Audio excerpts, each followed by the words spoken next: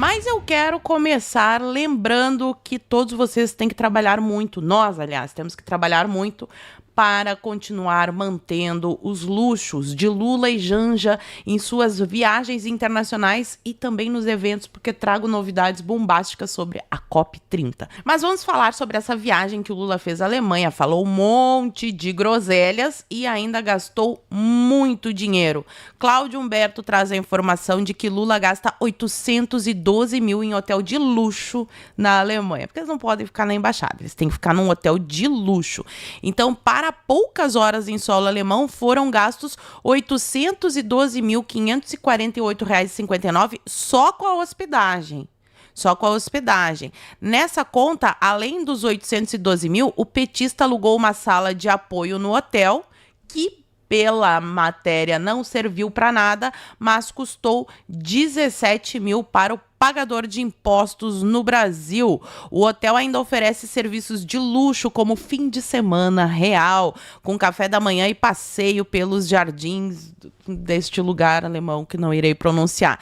Aí fala sobre os luxos, né? O closet, banheira, piso aquecido, e ainda saíram para beber um champanhe bem caro. No Léus Bar, a comitiva teve à disposição champanhe Dom Perignon Vintage. Em conversão direta, custa R$ 1.700 menos de 1 litro. E a coisa não para por aí, porque começaram a resgatar os gastos da COP30.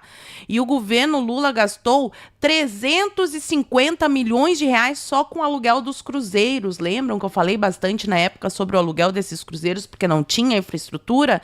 350 milhões, quantas unidades de saúde, escolas, atendimentos em hospitais? Quanto esse dinheiro poderia ser usado para atender o povo? Quantas pessoas poderiam ter sido atendidas, mas eles preferiram gastar em navios. E olha só que interessante, alguns desses navios da COP30 foi via uma empresa do Vorcaro. Que mundo pequeno, né? Empresa do Vorcaro. Documento ao qual a coluna teve acesso mostra que o governo Lula alugou navios na COP30 por meio de empresa cujo sócio é Daniel Vorcaro. Tá tudo sempre muito interligado em Brasília, mas vamos aqui para a pauta internacional. As relações entre o governo do Brasil e o governo do Trump estão cada vez mais estremecidas e eu vou começar com uma notícia de censura. O Paulo Figueiredo teve uma postagem sua censurada. Aqui eu só achei vago porque assim, o Paulo Capelli fala: justiça proíbe exibição. Quem é que entrou com esse pedido na justiça? Que justiça? Foi primeiro grau, segundo grau, o STF? Quem da justiça determinou? Não tem essa informação na matéria, mas sabemos que, segundo o Paulo Capelli, a justiça proibiu a exibição de postagem de Paulo Figueiredo no Brasil. E qual foi essa postagem que deixou o pessoal tão indignado? Foi essa daqui, ó, em que ele compartilha a matéria que eu comentei no vídeo de ontem sobre o Trump colocar o Brasil entre os maiores fornecedores do narcotráfico, e o Paulo Figueiredo escreve: o trabalho continua. Conscientizamos o mundo com sucesso de que o Brasil era uma ditadura violadora de direitos humanos. Agora todos saberão que também é um narco-estado. Alexandre, pode espernear e censurar à vontade. A verdade sempre será revelada. Esse é o grande crime que ele cometeu na internet, né? A grande postagem criminosa que a justiça, não sei de qual instância, não sei quem é que entrou com a ação, mas justiça proibiu os brasileiros, porque em todo mundo, quem tá fora do Brasil pode, né? Os brasileiros que estão no Brasil, de acessarem essa informação.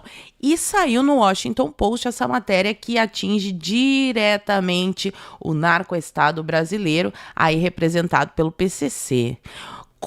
Aqui a tradução automática do Google fala gangue prisional brasileira, mas é um narcotráfico, né? Uma organização narcoterrorista. Se tornou uma potência global no tráfico de pó da Colômbia. Do tráfico de armas em Boston aos ataques piratas na Amazônia. Então o PCC já está em solo americano, já está em diversos outros países também, com a sua atuação narcoterrorista, que o Trump falou em campanha que iria combater o narcoterrorismo. Então, se o PCC representa uma potência global, É porque o Trump tá mirando nisso aqui também. Vocês já vão ver como sim, tem muito sentido eu falar isso. O PCC representa um dos maiores riscos aos esforços internacionais para conter o crime organizado. Então, depois de ter capturado aí o chefe da narcoditadura venezuelana, parece que teremos os olhos do Trump bem voltados para o Brasil, porque ontem, mais uma vez, foi dada uma cutucada através das redes sociais. Tá aqui, ó, no dia 21 de abril, o perfil oficial USA em português compartilha um post do dia 20 do Tommy Pygott, acho que é assim que pronuncia, e ele é da Casa Civil, né, Departamento de Estado lá dos Estados Unidos, em que ele diz o seguinte: o presidente Trump deixou claro que não permitiremos que agentes hostis ameacem os interesses dos Estados Unidos em nosso hemisfério. Estamos tomando medidas concretas contra nossos parceiros regionais para combater grupos terroristas como cartéis e estamos revogando vistos daqueles que possam colocar nossos cidadãos em perigo. E aqui é que vem o Lula sendo desmascarado e a mentira que eu prometi mostrar para vocês, uma nova mentira que envolve o Porto de Santos e o PCC. Eu prometo, eu entrego, quem acompanha aqui o canal sabe. Então, o Paulo Capelli publicou essa matéria, nós vamos ler um pouquinho, porque ela é muito, muito, muito interessante mesmo. Tá aqui, ó. Estados Unidos vê exagero em anúncios do governo brasileiro. Integrantes do governo dos Estados Unidos avaliam que o governo agiu com exagero em ao menos duas situações. Então, ele explica aqui: os integrantes do governo dos Estados Unidos avaliaram em conversa com a coluna que o Brasil agiu com exagero ao fazer 2 anúncios de supostas parcerias nos últimos dias. O primeiro episódio que chamou a atenção de Washington aconteceu no dia 10 de abril.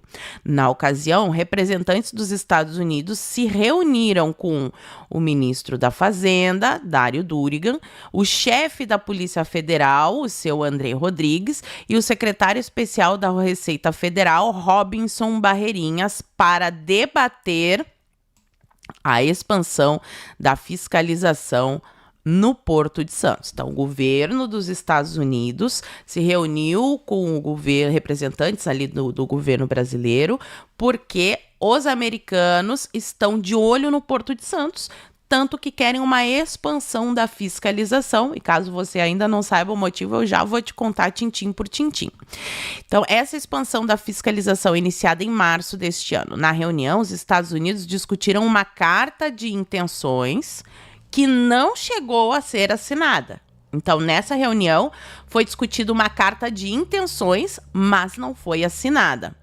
Ao fim do encontro, Durigan, Andrei e Barreirinhas anunciaram em coletiva de imprensa a formalização de uma cooperação internacional com os Estados Unidos para o combate de armas e drogas. Divulgado pelo presidente Lula nas redes sociais, o anúncio chamou a atenção das autoridades norte-americanas, que não enxergaram na conversa a celebração de nenhum novo acordo. E foi justamente esse motivo veio à tona de novo, né? Esse suposto acordo teria sido a base para a cooperação internacional das autoridades que prenderam o Ramagem. Lembra que o Polícia Federal, o perfil oficial da Polícia Federal, André Rodrigues, falou: com base nesse acordo para combater o crime organizado, nós conseguimos prender o Ramagem, misturando alhos com bugalhos, e o acordo não existe. É uma mentira. Aí aqui ele fala isso, né, da detenção de Ramagem, que não teve cooperação internacional nenhuma. Quem não assistiu, eu comentei isso no vídeo de ontem, que o agente da PF fez uma denúncia anônima ao ICE. Nem foi assim, cooperação entre jaguncinhos. Foi uma ligação anônima para o ICE que fez o departamento lá de imigração americana prender o Ramagem. Para quem não sabe por que os Estados Unidos estão tão interessados no Porto de Santos, eu trago aqui a matéria da blogueira Mocréa Sadi, do G1, que fala justamente sobre como o PCC atua como empresa de logística para exportar o pó da Colômbia pelo Porto de Santos. E quem falou isso foi um especialista da FGV. Ele disse que é preciso uma desocupação criminal do litoral e a criação de uma autoridade antimáfia. O professor também defende lei para proteger autoridades aposentadas. Então, olha quantos pontos nós temos de ligação aí. O governo dos Estados Unidos manda recado para o Brasil, porque está traduzido aqui, né? Foi o próprio governo dos Estados Unidos, então eles querem que todo mundo entenda bem em português quais são as intenções dele. Donald Trump já disse diversas vezes, não há nenhuma dúvida que a luta dele é contra os grupos narcoterroristas. Sai a matéria no Washington Post e ainda os integrantes do governo dos Estados Unidos desmentem Lula com relação ao acordo internacional que nunca existiu. O que existiu foi uma conversa e que eles combinaram assinar uma carta de intenções que nem foi assinada. E esse migué, no caso do Ramagem, que a única coisa que fez foi chamar ainda mais a atenção do governo dos Estados Unidos para a palhaçada que acontece aqui nesta República de Bananas. E ainda falando em PCC, lembram que teve o cara da Choquei, galera do funk, que foi presa, galera da Choquei também, né, muito amiguinha ali dos petistas, o dono da Choquei foi preso por causa de um esquema de lavagem que envolvia também o PCC, e agora nós temos a Deolane, esquema de MC Rian usou conta de Deolane para lavar dinheiro de Betsy do PCC, investigadores afirmam ter reunido indícios suficientes para detalhar a participação da influenciadora. Para quem não lembra, a Deolane é essa moça aqui. É impressionante como existem coincidências envolvendo vorcaros, petistas, PCCs, funkeiros, páginas de fofoca, todo mundo ali no mesmo meio, e agora essa bomba aí de mais uma amiga do Lula sendo enquadrada pela Polícia Federal por uma suposta lavagem de dinheiro para o PCC. Enquanto toda essa treta internacional acontece, dentro do Olimpo dos magnânimos, a briga também está rolando solta. Quem traz a matéria, a informação é a Malu Gaspar nessa matéria aqui, ó, Master. Aliados veem grupo de Gilmar e Moraes em negação na crise do STF. Alertados sobre possível tiro no pé com ofensiva sobre políticos, ala de ministros minimiza pesquisas e risco de impeachment. Então, até os aliados do STF, dessa ala aqui, da ala Master, estão preocupados porque eles estão vendo que a coisa está ficando feia, eles estão indo demais. Vamos dar uma lidinha que esse texto aqui é interessante. Após a ofensiva de Gilmar sobre o senador Alessandro Vieira e o ex-governador Zema, que agora está no inquérito das fake news, né? O Zema anda bem corajoso ultimamente. Gostaria que ele ficasse assim há mais tempo atrás, desde que começou a ditadura, mas enfim, antes tarde do que mais tarde. Mas só para ficar o registro aqui que a coragem do Zema é só agora, né? Antes ele não estava corajoso. Bom, quem vem bombardeando o STF por conta de suas relações com o Banco Master fez vários aliados procurarem o ministro do Supremo Tribunal para fazer um alerta de um possível tiro no pé. Para 4 aliados ouvidos pela equipe da coluna que tiveram contato com os ministros nos últimos dias ao pedir ao Procurador-Geral da República, seu Paulo Gonet, para investigar Vieira por abuso de autoridade e o ministro Alexandre incluir Zema no inquérito das fake news, Mendes estaria ao mesmo tempo indo além do razoável e dando palco para os dois faturarem eleitoralmente, além de acirrar a má vontade do eleitorado com a corte num ano em que 2/3 do Senado será renovado. Então, assim, até os aliados do STF já entenderam que candidato que aparecer se colocando contra a ditadura da toga irá ganhar mais votos. Eu espero que os eleitores lembrem quem são os candidatos que começaram a falar isso só agora por causa da eleição e quem está tomando na cabeça já desde o início porque luta de verdade contra essa ditadura da toga. Mas os ministros não querem nem saber. Ó. Os alertas, por enquanto, não têm conseguido demover Gilmar, Moraes, Dino e Toffoli da ideia de que o Supremo precisa dobrar a aposta proposta para mostrar o que os políticos têm a perder. E aqui, pessoal, tem um trecho onde eles falam escancaradamente. A estratégia do Gilmar Mendes é a seguinte: ele pega os processos dos políticos, bate lá ou manda um enviado bater no gabinete e diz assim, ó, se votar isso, teu processo lá no STF vai andar. E eles relatam, a Malu Gaspar relata isso como se fosse a coisa mais normal do mundo. É um negócio assim assustador mesmo, esse tom de normalidade usado na matéria. Daí aqui um aliado diz o seguinte, uma fonte da Malu e aliado do STF, abre aspas, Gilmar e Moraes são ministros do embate e do confronto, vão sempre dobrar a aposta, afirmou ao blog um interlocutor dos dois. Abre aspas de novo. Eles têm a certeza de que dominam o jogo em Brasília e não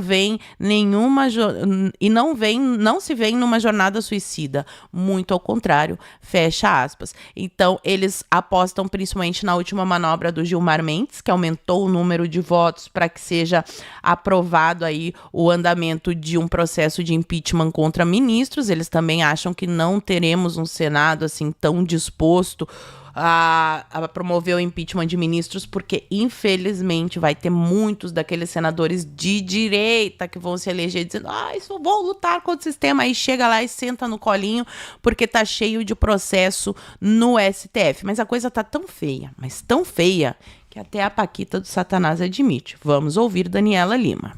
Sobre o Supremo, Mauro, o clima está muito difícil lá dentro. O Supremo parece ter perdido o caminho do consenso mínimo. O ministro Flávio Dino lançou ontem, a gente contou aqui, um artigo no ICL Notícias propondo uma reforma prática, na prática do judiciário. Ele comunicou aos 3 colegas mais próximos, Alexandre de Moraes, Cristiano Zanin e Gilmar Mendes, que faria, explicou do que se tratava o texto, que era uma iniciativa para tentar colocar em termos práticos uma discussão que está se dando no campo do etéreo, Fala-se desse código de conduta que ninguém conhece, porque ele ainda não foi apresentado nem ao Supremo nem à sociedade brasileira, e ele quis colocar ali em questões práticas, como já vinha fazendo em decisões. Nem todos os colegas gostaram da ideia, acharam que, na verdade, ela acaba reforçando uma ideia ou uma tese de que o grande problema do judiciário é o Supremo, quando na verdade o ministro Flávio Dino faz o oposto nas propostas, É tratar o sistema como uma grande engenharia que precisa ser organizada, como mostra a desembargadora do Pará, que diz que vai passar fome ganhando R$91 mil por mês, como mostram as investigações tramitando no Supremo Tribunal Federal de venda de sentenças, 5 gabinetes do Superior Tribunal de Justiça estão sob suspeita.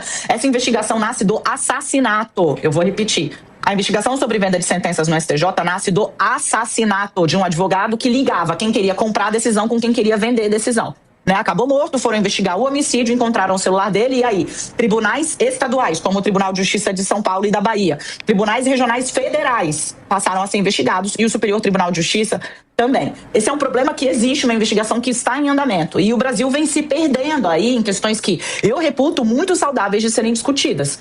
Avaliar, escrutinar o exercício das nossas instituições é sempre meritório, mas convém não perder o foco, Sair para dirigir à noite sendo míope, sem óculos, é um problema. É mais ou menos como as discussões estão se dando ali diante desse hiperfoco no Supremo, quando a gente tem um judiciário que, sinceramente, merece sim um escrutínio, e não necessariamente pelos motivos que estão prementes agora. De todo modo. Então, vocês entenderam, só para fazer questão que todo mundo esteja vendo o mesmo que eu tô vendo. O Dino está apresentando uma proposta para culpar todo o judiciário, porque o problema não é o STF, o problema é todo o judiciário, porque eles vendem sentenças no STF, isso não acontece contrato milionário, não acontece, nada disso acontece, a culpa é uma guerra interna. Não, parabéns, só continue, Flávio Dino, só continue, que tá todo mundo vendo o que tá acontecendo e a coisa tá tão feia que até mesmo o Otávio Guedes, blogueiro da Globo, solta a mão do Supremo e admite que eles sim ajudaram a criar um monstro autoritário. Presta atenção nesse daqui. Que deu uma informação factual, que estava correta. Que num dos documentos apreendidos pela Polícia Federal na Lava Jato havia a citação do amigo do amigo. Do amigo do meu pai. Amigo do meu pai. E que seria o Toffoli. Depois ele escolhe de ofício o relator, o Alexandre de Moraes, não há um sorteio, isso também é questionado. O Alexandre de Moraes depois revoga a censura inconstitucional da revista Cruzoé e o inquérito prossegue. O inquérito teve um papel importante para deter o golpe de Bolsonaro, sem dúvida. Assim, qual foi o golpe, a ação golpista que esse inquérito investigou? Porque, assim, os perfis derrubados foram derrubados por informações falsas que a gente nem sabe qual é a informação. Mas quem acompanhava esses perfis, eu, Monark, Alan dos Santos, a Bárbara do Te Atualizei, um monte de gente que teve canal aí e perfis derrubados, nós justamente falávamos o que ele acabou de falar. Sobre os inquéritos ilegais do STF. A gente fazia essa mesma denúncia que ele fez aqui. Mas vamos continuar. Dúvida foi com todas as suas, digamos assim, características excepcionais. Pouco usuais. Né? Isso que a gente dizia. Estamos em um regime de exceção. As características excepcionais. Estamos em um regime de exceção. Não temos o Estado de Direito. Isso não é uma democracia, isso é uma ditadura. A Globo está falando a mesma coisa agora. Num período excepcional em que havia um presidente com seus militares querendo dar um golpe de Estado, houve uma certa tolerância a essas excepcionalidades do inquérito. Isso foi um pacto velado entre todo mundo. Bem, a gente aceita as excepcionalidades desse inquérito porque o ambiente é excepcional. Então, concordamos aqui que a Globo acaba de admitir que aceitou os métodos ditatoriais do Supremo, porque ele extrapolou, o que ele fez não foi democrático, beleza. Estou fazendo juízo de valor, estou dizendo o que aconteceu. Com a expectativa de que, com a volta da normalidade, esse inquérito fosse extinto, porque já não carece mais, a defesa da democracia não carece mais de medidas excepcionais. E não foi isso que aconteceu, né? O inquérito continua. Óbvio que não foi isso que aconteceu. Vamos apoiar aqui o Hitler um pouquinho, só uns judeuzinhos aqui a gente vai mandar. Depois o Hitler ele vai se autoconter. Não funciona assim, né? Quem estudou um pouquinho de história já sabe. No aberto e agora para qualquer tipo de utilização, inclusive. Pois é, continua crescendo. Continua. O problema não é o tamanho, o problema é o foco. Ou seja, quem criticar o ministros do STF, a crítica ali que eu entendo você pode dizer que o Zema foi responsável, que não é papel de um ex-governador ficar usando o Vila Sésamo para fazer uma crítica, pode dizer tudo. Mas você usar um instrumento como o inquérito das fake news para proteger ministros de crítica, porque assim, se ele está atingido, se o Gilmar se sentiu atingido, se o Toffoli se sentiu atingido, eles são, antes de mais nada, cidadãos. Cidadão recorre ao direito ao advogado dele, processa esse Zema que ele... Calúnia, né? Como todo mundo faz. Então, você usar um instrumento institucional do STF porque se sentiu ofendido, não está de acordo com o que se espera numa democracia. Só que isso vem acontecendo desde esse inquérito. E sempre foi porque criticávamos o STF por estar fazendo isso que vocês admitem agora que ele fez, que fomos investigados e derrubados, mas enfim... Antes tarde do que mais tarde, pra Globo tá falando isso daqui, meus amigos, é porque a coisa tá muito feia. E eu sei que tem muita gente que assiste aqui o canal, que gosta de saber sobre política, e que às vezes fica meio desanimado, porque todo dia tem uma nova do Supremo, uma nova do Lula, mas mantenham-se firmes. A pressão popular funciona assim. Hoje nós já estamos vendo na Globo se falar a verdade de que o STF extrapolou toda e qualquer competência. Tanto isso é verdade que o Moraes voltou atrás. Olha isso, vamos fechar com uma boa notícia. Moraes recua e autoriza a prisão domiciliar do condenado no 8 de janeiro que gravou um vídeo desesperado. Ele estava em prisão domiciliar, o Moraes mandou buscarem ele para botar num presídio, ele gravou um vídeo que viralizou na internet. E aí tá aqui, ó, depois de ser levado novamente ao presídio e gravar um vídeo em desespero, o ex-policial militar Marco Alexandre Machado de Araújo, condenado a 14 anos de prisão pelo golpe do algodão doce, deve retornar para casa nesta terça. O alvará saiu, comemora a mãe do mineiro. A decisão foi emitida pelo Xander Cleison, do STF, na tarde de segunda-feira, após repercussão das imagens do recolhimento de Marco Alexandre. Tudo que eles não precisam é de mais escândalos. Então, é por isso que mandaram o Paulo Figueiredo apagar só um post. Antes eles mandavam derrubar o perfil inteiro. Então, assim, por mais que a gente esteja numa situação ruim ainda, as coisas estão começando a mudar. Pelo menos é isso que eu acho, mas eu quero saber a tua opinião. Fala pra mim aqui nos comentários. E por enquanto eu vou ficando por aqui. Muito obrigada por terem assistido ao vídeo até o fim. Fiquem todos com Deus. Um beijo e até a próxima. Fui.